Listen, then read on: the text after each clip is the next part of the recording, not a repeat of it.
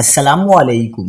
کراچی کی ندی میں 3 بچے ڈوب گئے، 2 کمسین بھائیوں سمیت 3 لاشیں گھر پہنچنے پر فضا سوگوار، علاقے میں کوہرام۔ کیا آپ حالات حاضرہ سے آگاہی حاصل کرنا چاہتے ہیں؟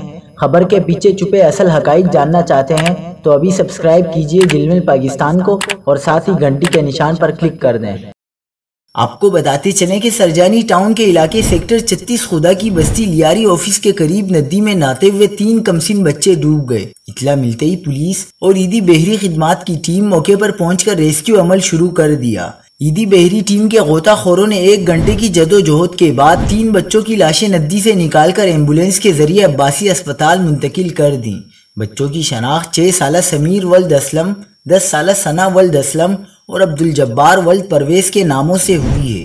پولیس کے مطابق متوفین آپس میں بھائی تھے اور اسی علاقے کے رہائشی تھے۔ عینی شاہد نے بتایا کہ 3 بچے ندی کے کنارے نہا رہے تھے جو اچانک ڈوب گئے۔ پولیس کے مطابق تینوں لاشیں اہل خانہ کے حوالے کر دیں۔